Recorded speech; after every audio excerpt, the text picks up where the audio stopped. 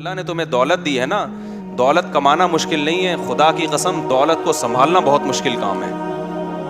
کچھ نہیں ہوتا، آپ کی افطاریاں بہت اچھی ہو گئیں، آپ بڑی لینڈ کروزر میں گھوم رہے ہو، آپ غریبوں کو برا بھلا مت کہو، 2 منٹ لگتے ہیں، اللہ کی نظر ہٹتی ہے اور یہ دولت ساری چھن جاتی ہے، روڈ پہ آ جاتا ہے آدمی۔ قرآن میں ایک جگہ نہیں، درجنوں جگہ اللہ نے کہا ہے یبسط الرزق لمن یشاء، جس کو چاہتا ہوں رزق کے دروازے کھول دوں گا، اور جس کو چاہتا ہوں سارے کمانے کے طریقے اختیار کر لے، غریب کا غریب ہی رہے گا۔ تو موٹیویشن کرنی چاہیے غریبوں کو تاکہ سستی کاہلی دور ہو، مگر موٹیویشن کا یہ طریقہ کہ غریب احساس کمتری میں جانا شروع ہو جائے، یہ شریعت کے بالکل مطابق نہیں ہے۔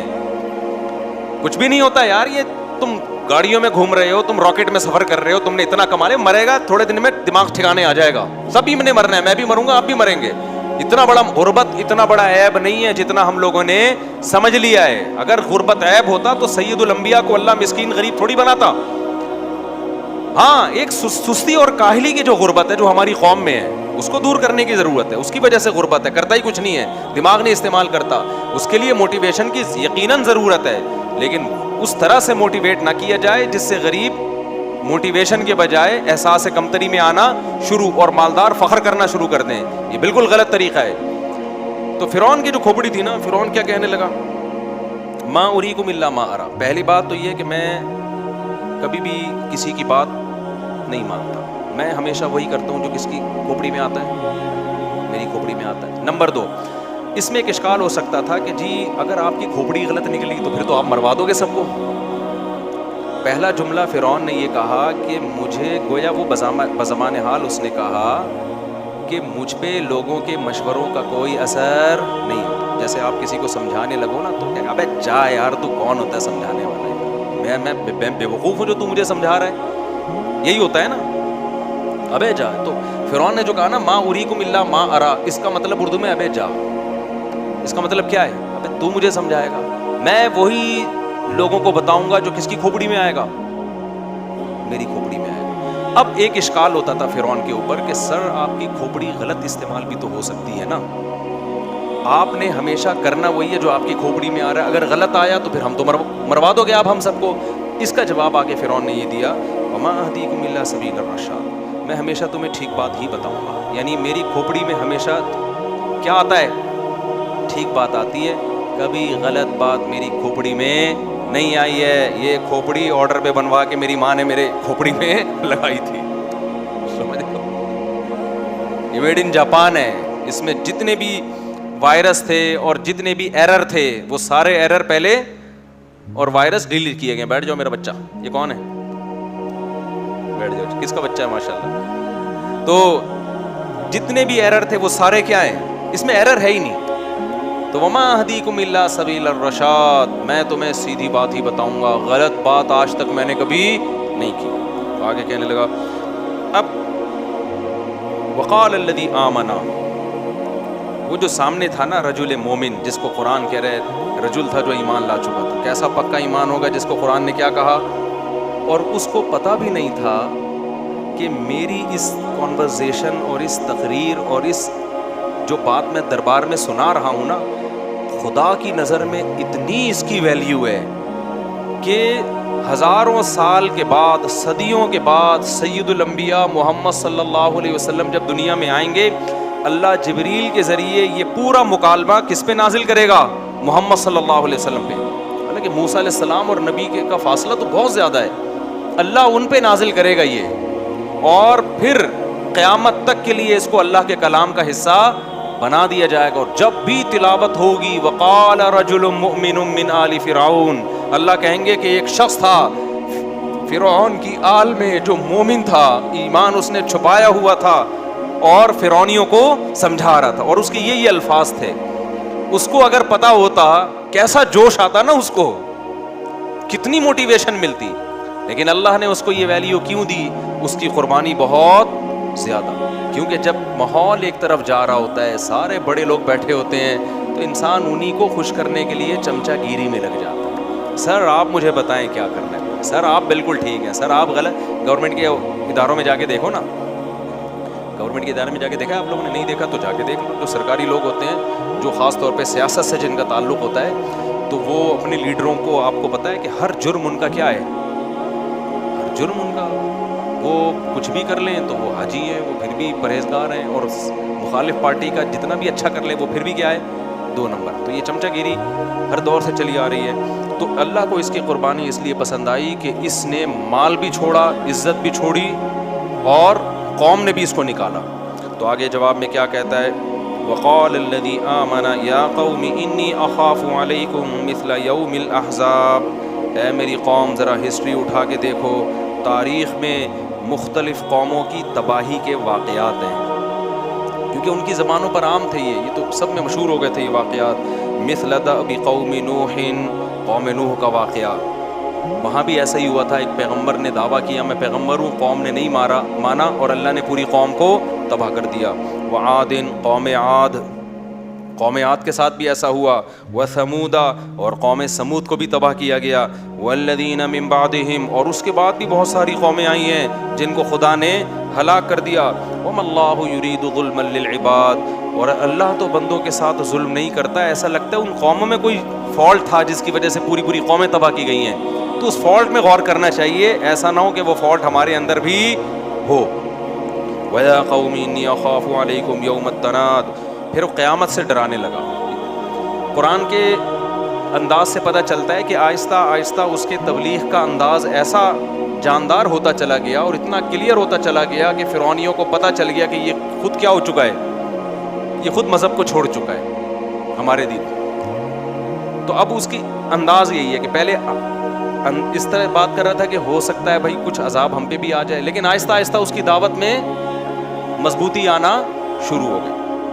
اس کی مثال وہی ہے کہ کینسر کا مریض ہے, آپ نے کہا بھائی 6 مہینے میں ہو سکتا ہے مر جاؤ, نہ بھی مرے تو قضائے عمری بہتر ہے کہ تھوڑی بہت پڑھ لو, زکوٰۃ وغیرہ دے دو. لیکن وہ ڈھیڑ بن کے مان ہی نہیں رہا. تو آپ کو جب اس کی آخرت کی فکر ہوگی نا, آپ اس کو سرٹیفکیٹ دکھاؤ گے ڈاکٹر کا, اس نے بولے تو بھائی 6 مہینے میں مرے گا, دے دے, ٹھیک ہے نا. یہی ہوتا ہے نا. یا شوگر کا مریض ہے, لڈو کھائے جا رہا ہے, تو پھر آپ اس کو کہتے ہیں بھائی یہ تو اب یقین سے کہہ رہا ہوں کہ تو مرے گا, اگر آپ اس کے خیر خواہ ہیں. یہاں بھی ایسا ہی ہوا کہ قیامت کے دن سے ڈرایا, جس ندائیں ہوں گی, یوم تولون مدبرین, اس دن تم پیٹھ پھیر کے بھاگو گے میدان حشر میں. ما لکم من اللہ من عاصم, کوئی اللہ کے عذاب سے بچانے والا نہیں ہوگا. پھر آگے ایک بڑی زبردست بات کی, وَلَقَدْ جَاءَكُمْ يُوسُفُ مِنْ قَبْلُ بِالْبَيِّنَاتِ. دیکھو یہ مصر ہے, تم خود جانتے ہو کہ مصر میں ایک دور میں یوسف کی حکومت قائم ہوئی ہے, صدیوں پہلے ہوئی. ابراہیم علیہ السلام اور موسیٰ علیہ السلام کا تو کافی فاصلہ ہے, لیکن وہ جانتے تھے, کیونکہ تاریخ تو خاص طور پہ حکومتیں کن کن نے کی, کب کی, یہ تو سب کو پتہ ہوتا ہے نا.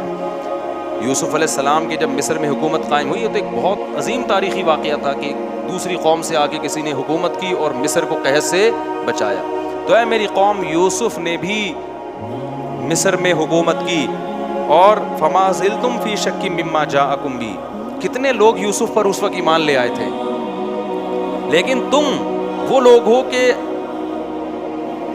آج بھی لبرل لوگوں میں ایسے ہی ہے, آج بھی ایتھیسٹ لوگ اسی طرح کی باتیں کرتے ہیں. کہاں ہے بھائی وہ خدا, نظر کیوں نہیں آتا وہ؟ فرعون نے کہا ہمیں تو کوئی خدا نظر نہیں آ رہا, اور ہم چھڑیاں لگا اے حامان. وہ حامان بھی وزیر تھا نا, تو یہ چمچے اور بادشاہ سب کیا ہوتے ہیں, ایک جیسے ہوتے ہیں. حامان کو اپنی فکر کی, یہ نہیں دیکھ رہا کہ ابے تو جو مالک الملک ہے, خدا جو اس کائنات کا بادشاہ ہے, اس کو منانے کی کوشش کر. یہ فرعون آج کا بادشاہ ہے, یہ کل ختم ہو جائے گا. لیکن حامان نے بھی چمچا گیری میں عالمی ریکارڈ قائم کیا. حامان کو فرعون نے, میں یہ جو حامان کی برائی نہیں کر رہا, میں یہ سب اس لیے بتا رہا ہوں کہ ایسا نہ ہو کہ ہم بھی کسی کی چمچا گیری میں لگے ہوئے ہوں اور اس کی وجہ سے کس کو ناراض کر رہے ہوں, خدا کو ناراض کر رہے ہوں. تو فرعون نے کہا یا حامان ابن لی صرحا لعلی ابلغ اسباب السماوات فاطلع الی موسیٰ, میں موسیٰ کے خدا کو جھانک کے دیکھنا چاہتا ہوں, ذرا سیڑھیاں لگا اوپر تک. وانی لاظنہ کاذبا, مجھے یقین ہے کہ موسیٰ معاذ اللہ جھوٹ بول رہا ہے, کوئی خدا نہیں ہے, سیڑھیوں سے اوپر جا کے دیکھ کے آنا چاہتا ہوں.